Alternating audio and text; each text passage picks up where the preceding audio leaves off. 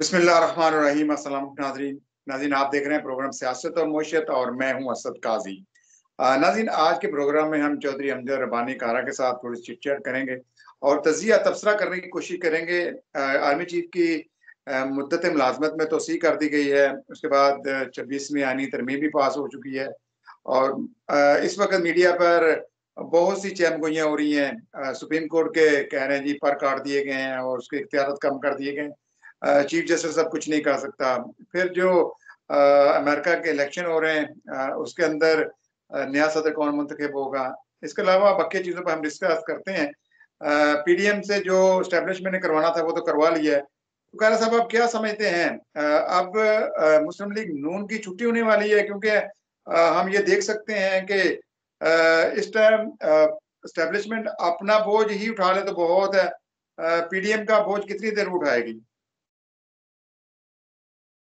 भाई साहब, मैं आपको ना एक चीज बताता हूँ। आप देखें कि इन्होंने अब ये इनके ना आपस में गारंटियां दी हुई हैं इन्होंने। इनकी आपस में बॉन्डिंग जो है ना वो बहुत टाइट हो गई है, बड़ी तगड़ी हो गई है।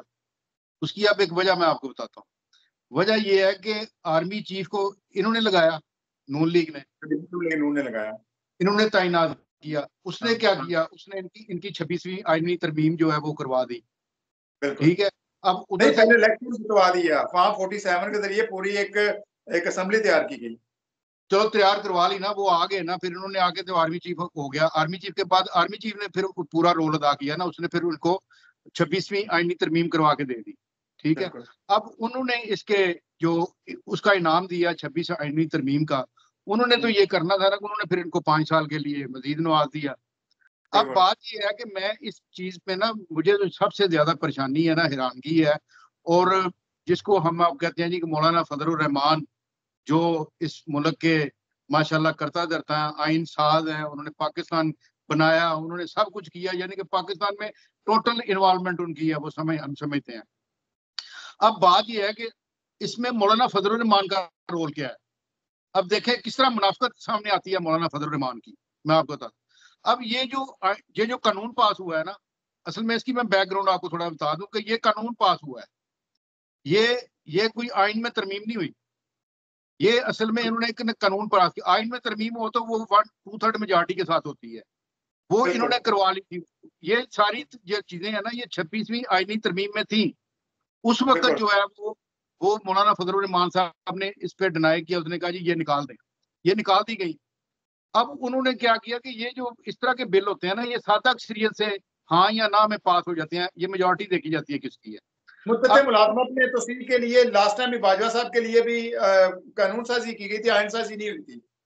जी जी, ऐसे ही है। ये जो होते हैं ना, ये ऑर्डिनेंस, ये सदारती ऑर्डिनेंस समझते हैं कि आप सदर से लेनी होते हैं।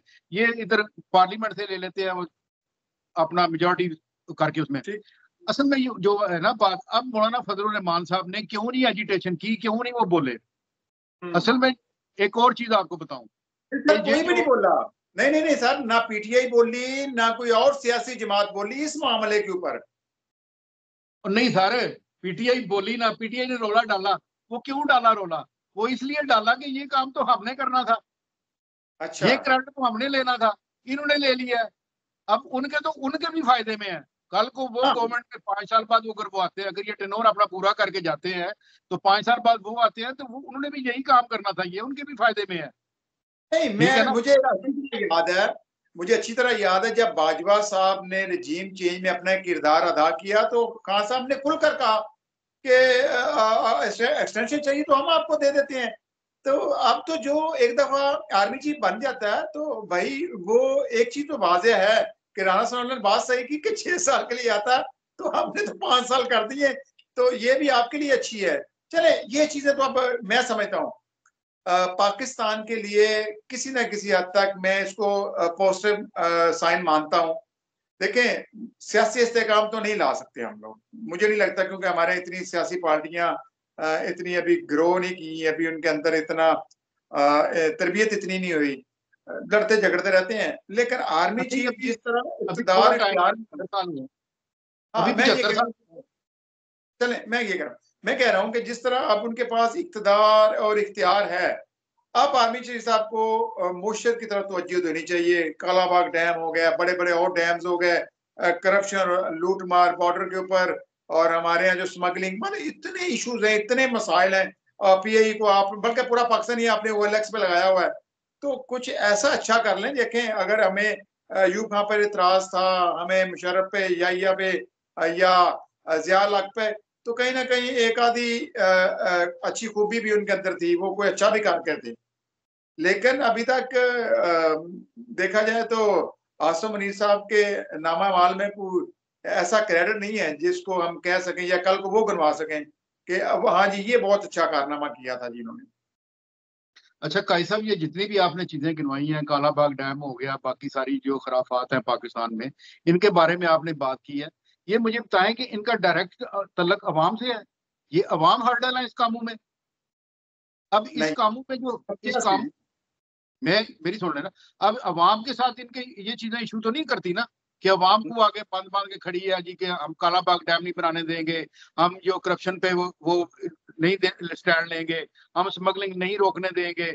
अब ये जो काम है ये करते कौन है असल में? ये देखे ना, ये पॉकेट्स कहाँ पे हैं? देखो देखो देखो देखो जो हुआ ये है कि सबसे तगड़ी पार्टी पीटीआई थी। अब जिस तरह उसको खुडे ने लगाया गया, जिस तरह हमारे आइन साजी करके अदलिया को अब एक्सटेंशन के ऊपर या जो मुद्दत मुलाजमत है उसमें तोसी के लिए रुकावट मुझे अदालत ही लगती थी, कुछ जजेस लगते थे। अब तो 26वीं आनी तरमीम में वो चीजें, अब वो रुकावटें दूर कर ली गई। मैं ये कह रहा हूँ कि इस वक्त कोई भी रुकावट नहीं है आर्मी चीफ के सामने। कालाबाग की मुखालफत सिर्फ और सिर्फ करती थी एएनपी और पीपल्स पार्टी। अब ये दोनों पार्टियां इस टाइम इक्तदार में हैं और इस टाइम किसी के अंदर जुर्रत नहीं है कि वो आर्मी चीफ को इनकार कर सके। तो जो आर्मी चीफ चाहे तो मैं समझता हूं वो कर सकता है। तो अभी अगर कुछ नहीं करना तो मोशत की बहाली के लिए आईपीपी से जान छुड़वा दें हमारी, और फिर ये जो इदारे करप्ट हो चुके हैं, जो बर्बाद हो चुके हैं, वो स्टील मिल हो, वो हमारी पाकिस्तान पोस्ट हो, रेलवे हो, और बहुत से इदारे हैं, तो मुशत का जज्बा रखते हैं, सरमायाकारी लाना चाहते हैं, तो पहले अपने जो इदारे हैं उनको ठीक कर सकते हैं। मैं समझता हूँ कि अगर आर्मी चीफ साहब बीड़ा उठाते हैं तो कुछ इस तरह भी तवज्जो दे सकते हैं।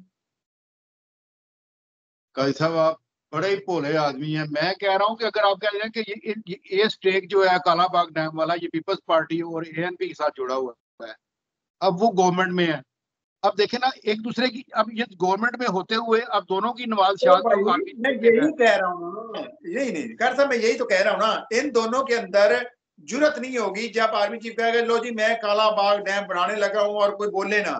भाई जब आपको पता है कि आईनी तरमीम पास करवाते हुए एक एक बंदे को किस तरह उठाया गया, उसको मारा पीटा गया, तो अब भी जो मुल्की मफाद में, ये देखिए ये मनसूबा मुल्की और कौमी मफाद में है। तो मैं ये चाह रहा हूं कि अब आपकी मुद्दत मुलाजमत में तो सी हो चुकी है, अब आपको कोई हटा नहीं सकता। अब पॉपुलर फैसले करें। देखें, आर्मी चीफ को भी अवाम की हमायत और सपोर्ट चाहिए होती है।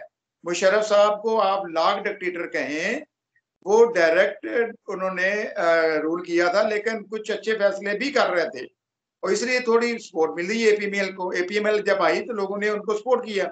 अब मैं बार बार कहना चाह रहा हूं, जिसको आप जरा मुझे वाज़ेह तौर पर बताएं कि आपको लगता है कि ये आर्मी चीफ कर सकता है? अगर कर सकता है तो फिर उसे करना चाहिए ना, क्या रुकावट है? काजी साहब, मुझे नहीं लगता कि ये आर्मी चीफ ये इतना बड़ा इशू जो है ना इसको रेज करेंगे। अच्छा। उसकी वजह ये है कि एएनपी कभी भी नहीं चाहेगी, पीपल्स पार्टी ठीक कभी है। भी नहीं, क्योंकि उनकी जमीनें हैं, ठीक है ना, देखे उनके स्टेट्स हैं वहां पे, वो नहीं चाहेंगे। हालांकि वो एक चीज बन चुकी है, कालाबाग डैम बन चुका हुआ है, कल को उनको भी फायदा है। वो जो जगह है वो तो पूरी हाँ, बिल्ड हो बन चुकी जाएगा, है। कुदरती जमीन है, बिजली पैदा हो गई, आईपीपी से जान छूटी। चले डैम्स के ऊपर आ जाते हैं, उन्होंने उनसे अगर देखा जाए तो मुझे नहीं लगता यार, मैं एक चीज वादा तौर पर जो मुझे समझ आ रही है। पर मेरा जवाब ले लेना, वो नहीं करेंगे, नहीं करेंगे। चले, अब मैं ये कहना चाह रहा हूं कि आप थोड़ी सी, हम चूंकि आपस में डिबेट कर रहे हैं, आईपीपीज को भी बिठाकर उनसे जो भी है जैसे भी है उनसे जो टैरिफ है वो म्यूचुअल अंडरस्टैंडिंग से चेंज करवाया जा सकता है ना। और जिस रेट पे इन्होंने आवाम का खून चूसा है, वो माफिया को लगाम तो डाल सकते हैं ना। वो 5 जो कह रहे थे जी कि वॉलंटियर आए हैं, उन्होंने कहा जी कि हम इनके जो रेट्स हैं वो डाउन करते हैं, वो किधर गई है बहस, वो कहाँ गए हैं? वो मामला जो सारा है ना वो दब गया है ये जो आईनी तरमीम में। अब वो इसलिए सर नहीं उठा रहा कि अब सर्दियां आ गई हैं, अब बिल लोगों के कम होने शुरू हो गए, अब लोगों का थोड़ा सा शोरगुल होगा, कम हो गया।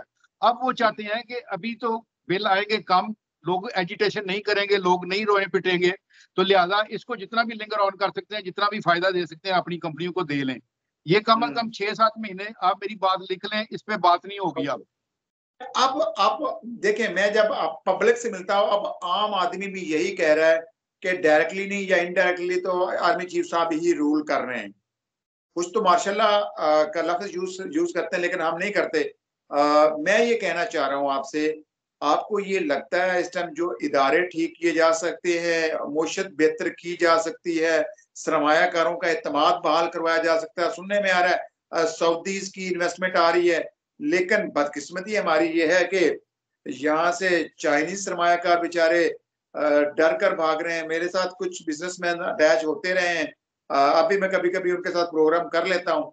उन बेचारों ने फैसलाबाद में इंडस्ट्री लगाई हुई है, लेकिन वो कहते हैं हमें सिक्योरिटी के नाम पर इतना तंग किया जाता है कि अब हम घर से फैक्ट्री नहीं जा सकते, फैक्ट्री से घर नहीं जा सकते। तो बहुत से सरमायाकार तो पाकिस्तान से जा चुके हैं।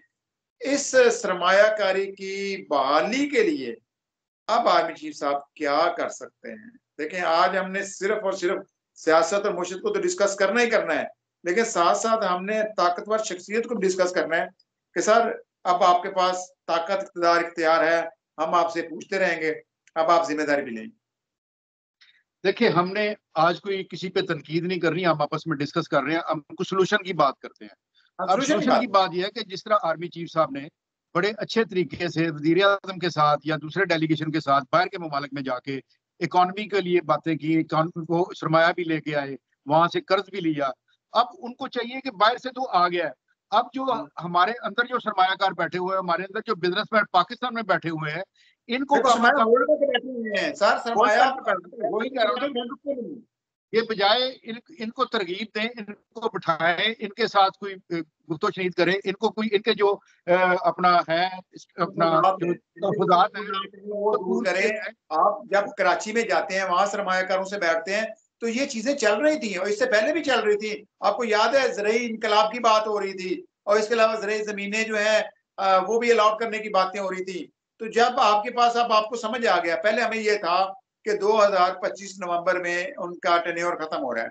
अब तो मुझे और आपको तो और इदारों को, बाकी सियासतदानों को तो यकीन हो चुका कि अब जो तस्वीर हुई है वो 5 साल के लिए हुई है। अब 5 साल तो उनको कोई नहीं हटा सकता। तो आप 5 साल में वो ऐसे इकदाम कर सकते हैं या उठा सकते हैं जिससे मुल्क और कौम को फायदा हो। काई साहब, मुझे ना कल मैं एक दोस्त मेरे आए, उन्होंने मुझे कहा कि यार मेरा ना पासपोर्ट मैंने अर्जेंट कराया था जमा, हाँ जी, जी तो जी। वो अभी 1.5 महीना हो गया, वो अर्जेंट नहीं आया, तो बोला किसी अपने नहीं दोस्त को फोन तो करे। तो वो मैंने एक जगह पे फोन किया, मैंने कहा यार इस तरह करके हमारे भाई है, इनका अर्जेंट पासपोर्ट आया हुआ है।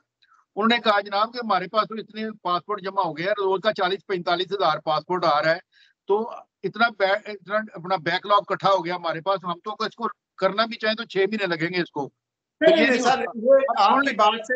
हर बात तो सुन लेना, अगली बात सुन लेना, अगली बात क्या। अब ये कौन लोग हैं? ये वो लोग हैं जो यहाँ से पढ़ के, यहाँ से तालीम हासिल करके, यहाँ पे बिजनेस करके वो मायूस हो चुके हैं। अब वो यहाँ पे ना ही सर्व ये करना चाहते हैं और ना ही अपना ये सरमाया यहाँ पे लगाना चाहते हैं। ये अब डिस्कस हम आर्मी चीफ का बार, मैं कहता हूँ, सर मैं बारहा प्रोग्राम में ये डिस्कस कर चुका हूं, इनका फायदा इन हुक्मरानों को ये हो रहा है। अब जो वहां से ये डॉलर रियाल भेज रहे हैं, उससे हमारी मुश्किल चल रही है, और इनको लगता है हमारी तरफ, हमारी बला से पूरा पाकिस्तान ही चला जाए बाहर। लेकिन मुसीबत यह है कि पासपोर्ट के लिए लोगों को लाइनों में हफ्तों नहीं महीनों इंतजार करना पड़ रहा है। मुझे बताएं, आप जिस तरह फीस ले रहे हैं, मैंने वो खुद से जाकर पूरा विजिट किया, उस पेपर, उस पासपोर्ट के ऊपर कोई खास लागत नहीं आ रही। आप भैया जदीद मशीनें ले आए और फौरी प्रिंट, जैसे आप नोट छाप छाप के अंबार लगाते जा रहे हैं, तो पासपोर्ट ऑफिस में भी जाकर नई मशीनें आप नहीं करें, प्राइवेट लोगों को ठेका दे दें और उनसे जैसे आप करेंसी नोट छुपवाते हैं, आप इस तरह ये भी छुपवा लें। तो यही बदकिस्मती है सर जी, हर जगह आवाम को जलील किया जा रहा है, हर चीज ऑनलाइन हो सकती है ना, तो बेचारों को आप पासपोर्ट दें, वो तो आपको फीस भी जमा करवा चुके हैं। अच्छा काजी साहब, मुझे ना एक, ये तो आपने हर एक बात कर दी ना, मुझे एक चीज बताएं कि ये जो पंजाब में इन्होंने किया था कि जी हम ट्रैक्टर स्कीम दे रहे हैं, जी अब ट्रैक्टर स्कीम में जो किसान है उससे इन्होंने 5,000 रुपया फी किसान फी फार्म लिया। अब जी वो लिया। फॉर्म जो है वो गवर्नमेंट के सर्टिफाइड किसी वेबसाइट पे मौजूद नहीं है कि किस किस बंदे ने जमा करवाया, वो ऑफिशियल तो नहीं है, वो एक हाँ जी फॉर्म इन्होंने जमा करवाया। अब वो बिल्कुल। तकरीबन को 16 लाख फॉर्म जमा हुआ, कितना, 16 लाख। अब 16 लाख को 5 से ज़रब दे तो वो 8 अरब रुपया बनता है। अब बिल्कुल इन्होंने देने हैं 200 tractor total, 900 tractor total, 900 tractor है टोटल। अब 900 ट्रैक्टर की अगर 20 लाख से आमदन देखी जाए तो वो तकरीबन 2 अरब रुपया बनती है। अब वो 6 अरब रुपया जो है वो कहाँ गया, मुझे बताए मुझे आप। यही मैं कहना चाह रहा हूँ आपसे कि जो पीडीएम, मैं पूरी पीडीएम की बात करूंगा, पीपल्स पार्टी और मुस्लिम लीग नून, ये दो ऐसा करप्ट जमातों का टोला है जिनकी हिस्ट्री निकाल लें, सिंध में जितनी करप्शन पीपल्स पार्टी कर चुकी है और नून लीग ने जो पंजाब में और ओवरऑल वफाक में किए, इन्होंने इनके खजाने देख लें, इनके सासे देख लें। तो मैं ये कह रहा हूँ वजीर आर्मी चीफ साहब से कि वजीर आजम बनाने जा रहे हैं बिलावल भुट्टो को, अगर पीपल्स पार्टी भी इक़्तिदार में आती है तो वो भी इसी तरह ही लूट मार करेगी। तो अब आपके पास सभी इख्तियारात हैं, आप मुल्क और कौम के साथ ये नेकी कर दें कि इनसे जांच छुड़वा दें। आपका इदारा या आप कब तक इन चोर और करप्ट टोले का सहारा बनेंगे और इनको बल्कि वो आपको इस्तेमाल कर रहे हैं, वो इदारे की साख को खराब कर रहे हैं। मैंने ना 2-3 दिन पहले ना मैंने कहा चले यार थोड़ा सा मजा लेते हैं जिंदगी का ना, मैंने अच्छा। एक नून लीग के बड़े ऑनरेबल पर्सन है, बड़े पढ़े लिखे आदमी हैं, एमएनए भी हैं, मैंने उनको फोन किया, मैंने कहा जी आप जरा मुझे अपना मंशूर बताएंगे कि आपके जो आपने जो इलेक्शन लड़ा है वो किस मंशूर पे लड़ा है। हाँ उन्होंने कहा जी वो क्या होता है मंशूर, वो भाई, तुम्हारा, हमारा तो बयानिया था। नहीं नहीं, उन्होंने कहा जी मंशूर क्या होता है, हमारा तो बयानिया था कि बयानिया वोट था, मशहूर तो जिंदगी में इन्होंने नहीं दिया, बयानिया था वोट को इज्जत दो, वोट को इज्जत छोड़ दें। अब आपको पता है वोट को कितनी इज्जत मिली। मैं कहता हूँ अब देखे ना, आज अगर अमेरिका में इलेक्शन हो रहे हैं, वहां पे डिबेट हो रही है, वहां पे वो कह रहे हैं जी कि मैं आऊं, बाइडन बाइडन कह रहा है जी कि नहीं, ये जो मैं हमारी यही पॉलिसीज है करूंगा। ये चलती बिल्कुल, रहेंगी। वो कह रही है ये मिसाइल है अब सर, वो डिस्कस करते हैं, बकायदा डिबेट होती है। बिल्कुल आपकी मैं बात से एग्री कर रहा हूँ। तो यहाँ तो ना लीडरों को पता है, ना कारकुनों को पता है, और यही कुछ चल रहा है इस मुल्क में। आपको पता है जिसकी लाठी उसकी भैंस, क्या निजाम चल रहा है। अच्छा, मैं बार बार कह रहा हूँ, अब आपने ट्रैक्टर की बातें की, मैं आज कुछ दही एरिया में गया हूँ। पहली तो बात यह है, किसान पिट चुका है और इस वक्त गुड गवर्नेंस की जो दावेदार पंजाब हुकूमत है मुकम्मल तौर पर नाकाम है। आप मुझे बताएं, लाहौर का नंबर इस टाइम पोल्यूटेड शहर कह लें आप, जो बिल्कुल ही रहने के काबिल नहीं है। इतनी फजा आलूदा हो चुकी है, इतनी पोल्यूशन हो चुकी है कि आप जिसका तस्वर नहीं कर सकते। तो यकीन जाने पूरे पंजाब के अंदर मैं देख रहा हूँ धान की फसल की जो बाकियात होती हैं, वो मेरे पास वीडियो फुटेज है, वो काट कर लोग उनको आग लगाई जा रहे हैं। और पुलिस क्या, कहीं कोई ऐसी कोई महकमे, कोई इंसानियत का बंदा नजर नहीं आता। तो मुझे बताओ, ये एक इंतजामी अमूर है, ये छोटा सा काम पंजाब गवर्नमेंट नहीं कर पा रही। तो सर वो ट्रैक्टर, क्या किसान मर चुका है, ट्रैक्टर किसने खरीदना है। वो आपकी बात सही है, जैसे कर्ज उतारो मुल्क समारोह के नाम से अरबों रुपए इकट्ठे किए गए थे, अब इसी तरह येलो कैब स्कीम पे इकट्ठे किए गए, अब ट्रैक्टरों के नाम पे इकट्ठे करेंगे, जेब में डालेंगे, 4 ट्रैक्टर अपनों को बांटेंगे, और स्कीम गई, आप गए, कहाँ गए, पता ही नहीं चलना। अच्छा, ये जो पोल्यूशन है, ये जो आजकल आप कह रहे हैं कि जनाब इसका पाकिस्तान लाहौर का जो मौसम है वो बड़ा खराब है, पोल्यूशन बड़ी है और उसका स्मोक का राज है। अब ये किस तरह जान छुड़ाते हैं इससे, ये बड़ी मजे का हेज बात है। अब ये देखें इन्होंने क्या किया, इन्होंने वो एरिया जहाँ पे इतनी ज्यादा पोल्यूशन नहीं है, आप हमारा प्रेस क्लब वाला एरिया देख लें, आप उसके बाद जर्टन रोड देख लें, दूसरे देख लें, वहां पे कौन, माल रोड पे क्या पोल्यूशन है, कौन सी चीज वहां पे पोल्यूशन फैला रही है। अब वहां पे इन्होंने ग्रीन एरिया शो करके वहां पे पाबंदी ला दी। अब चिंची एक जो है वो कितना को पोल्यूशन छोड़ती होगी जो जिससे ये पाकिस्तान लाहौर का मौसम खराब हुआ है।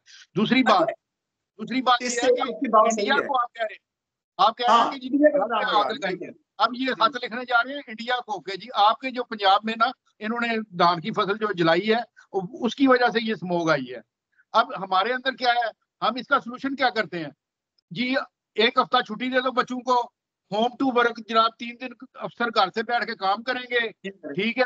अब ये अपनी जो लल्लत लल्लों में पड़ जाते हैं, देखते हैं कि हमें किस तरह मिल रहा है, अब ये अय्याशियों में पड़ जाते हैं। ये नहीं देखते कि इसका कोई सोल्यूशन निकाला जाए, इसको कोई देखा जाए कि किस तरह हम इस मसले को, इसका हल है। साहब यही कहना चाह रहा था, मैं यही कहना चाह रहा था सर, इंग्लैंड में 1958 में ये जो रेट है ना, इसका स्मोक का जो पोल्यूशन रेट है, ये बड़ा था। उस वक्त उन्होंने काबू पाया था। आज उनके देख लें, आज उनका क्या रेट है। वही कहना चाह रहा हूँ ना कि हमारे यहाँ कोई भी इदारा अपनी ड्यूटी देने को तैयार नहीं है। ये मसला आज से नहीं है, ये मसला पिछले कई सालों से आ रहा है ना, और हर साल जो आलूदगी है वो बढ़ती जाती है, स्मोक बढ़ती जा रही है, लेकिन यकीन जाने 1% भी काम नहीं हुआ। मैं बार बार कह रहा हूँ कि मैं जब कल आउटरिप सिटी था तो हर जगह पर आग लगी हुई थी, धुआं उठ रहा था, और कोई वहां पूछने वाला था। हालांकि ये जुर्म है और जुर्म होता जा रहा है, लेकिन कोई पूछने वाला नहीं। तो इसलिए मैं कह रहा हूँ कि अगर तो इंतजामी अमूर देखने को गवर्नेंस का ही काम होता है, और तो बाकी आप टैक्सेस इकट्ठे कर रहे हैं और अपने प्रोटोकॉल लगा रहे हैं। आपकी जिम्मेदारी सिर्फ एक ही है कि आप सिर्फ गुड गवर्नेंस बेहतर कर ले, गवर्नेंस को बेहतर कर लेंगे तो यकीन जाने काफी हद तक मसाइल खुद ब खुद हल हो जाएंगे। लेकिन शायद उस तरफ हमारे हुक्मरानों की तवज्जो नहीं है। अब आखिरी बात करें, हम क्लोज करते हैं। देखिए, गुड गवर्नेंस, गवर्नेंस तो हम करने के लिए आए नहीं भाई, गवर्नेंस तो हमारा ऑब्जेक्टिव ही नहीं है। अब अगर हम चीखते रहते हैं गवर्नेंस गवर्नेंस गवर्नेंस, अब इनको पूछो, ये कहते हैं गवर्नेंस क्या होती है। अब गवर्नेंस इनका, ये गवर्नेंस के लिए नहीं आते। इनके जो इरादे होते हैं, इनका जो इक़्तिदार में आना होता है, वो किसी और वजह से होता है, वो आपको भी पता है। अब देखे ना, मियाँ साहब अगर गवर्नेंस ठीक करने, वो उम्मीदें पाकिस्तान, एक फ्लाइट आई थी पाकिस्तान में, ठीक है। अब वो उम्मीदें पाकिस्तान आई, इधर से हमारा एयरपोर्ट बिक गया, वो जहाज भी बिक गए जिस पे आए थे, अब वो भी बेचने जा रहे हैं। अब कौन सी उम्मीद भाईजान, अगर नवाज शरीफ साहब को इक़्तिदार नहीं मिला था, तो नवाज शरीफ साहब को चाहिए था कि मैंने अपने भाई को अगर इक़्तिदार दिलाया है तो आज गवर्नमेंट ठीक करो, मैं बैठा हूँ इधर, किस चीज की जरूरत है मुझे बताओ, मैं ला के देता हूँ, मैं सरमाया प्रोवाइड करता हूँ, मैं पाकिस्तान के लिए खड़ा हूँ। कि हमारे कुछ दोस्त अभी भी, अच्छा अभी भी ये उम्मीद लगाए बैठे हैं कि मियाँ साहब आएंगे तो मुशत भी बेहतर हो जाएगी, सब कुछ हो जाएगा। लेकिन मैं कह रहा हूँ कि वो अपनी बेटी और भाई को वो फार्मूले क्यों नहीं बताते, वो तरीकाकार क्यों नहीं बताते जिससे वो गवर्नेंस बेहतर कर लें। और भाई उन्होंने फार्मूला बताया तो है, उन्होंने बेटी को कहा ना तुम ले लो पीआईए, तुम तो नहीं, बेटी ने मशवरा दिया, वो वहां पे कह रहे थे। चले, प्रोग्राम का वक्त खत्म हो गया। कारा साहब, नाज़रीन, आज के प्रोग्राम में हमने डिस्कशन की, किसी एक को तो सामने आना होगा। इस वक्त सबसे ज्यादा इक़्तिदार और इख्तियार जिसके पास है वो आर्मी चीफ साहब हैं, और हमें अब उन्हीं से उम्मीद है। पहली बात तो यह है कि वो इन करप्ट हुक्मरानों से इस कौम की, इस मुल्क की जान छुड़ाएं, और अगर वो बाकी मुल्क और कौम के साथ संजीदा कुछ करना चाह रहे हैं तो मेरे ख्याल उनके पास मौका है, वो बहुत कुछ बेहतर कर सकते हैं। बहुत से काम ऐसे हैं जो रुके हुए थे, जिनके खिलाफ साजिशें की गई थी, हमारे दुश्मन की तरफ से पूरी प्लानिंग की गई थी कि ये मनसूबे पाकिस्तान में ना चले। उसमें एक मनसूबा काला पाक डैम का है, एक कुदरती डैम है, अगर वो बन जाता है तो उससे पाकिस्तान की मईशत को बहुत ज्यादा फायदा होगा। इसके अलावा IPP से हमारी जान छूट जाएगी, और इसके अलावा ज़रूरी जो जमीनें बेकार पड़ी हुई हैं उनको भी ज़ेरे काश लाया जा सकता है। और हमारे यहाँ जो बंजर जमीनें पड़ी हुई जहाँ पर पानी नहीं पहुंच पाता, वहां पर कालाबाग डैम के जरिए हम पानी पहुंचा सकते हैं, और बंजर और ऐसी जमीनें जो बेआबाद पड़ी हैं उनको आबाद कर सकते हैं। आज के प्रोग्राम से इतनी, कल फिर मुलाकात होगी। अल्लाह हाफ़िज़।